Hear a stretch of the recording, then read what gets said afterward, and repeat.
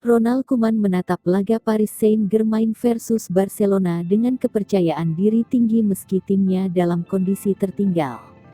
Barcelona akan melawat ke kandang Paris Saint-Germain PSG pada leg kedua babak 16 besar Liga Champions 2020-2021. Duel PSG versus Barcelona bakal digelar di Stadion Parc des Princes Paris pada Rabu tanggal 10 Maret tahun 2021, malam waktu setempat atau Kamis tanggal 11 Maret tahun 2021, dini hari WIB. Blaugrana, julukan Barcelona, menghadapi misi sulit ketika bertamu ke markas PSG. Sebab pada leg pertama tim asuhan Ronald Koeman itu kalah telak 1-4 dari wakil Perancis itu.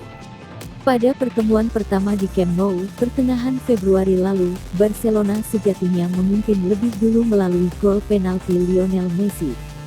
Namun, PSG bisa membalas lewat hat-trick Kylian Mbappe dan satu lesakan Moise Kean.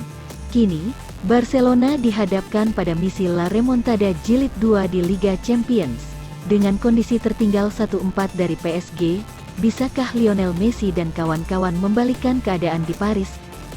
Soal peluang timnya di kandang PSG pada leg kedua babak 16 besar Liga Champions, Ronald Koeman mengatakan bahwa tak ada yang tidak mungkin.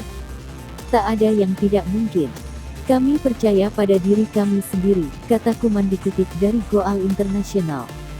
Kami tahu bahwa di Barca, Anda harus menang dan kami akan menunjukkan mentalitas yang telah kami tunjukkan selama ini, imbuh juru taktik asal Belanda itu. Saya pikir tidak ada yang tidak mungkin.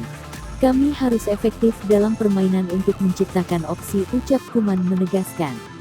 Menghadapi PSG, Barcelona kembali berharap Lionel Messi akan memberikan sentuhan magisnya. Di Liga Champions musim ini, mega bintang asal Argentina tersebut sudah mengemas 4 gol plus 2 assist dari 5 penampilan.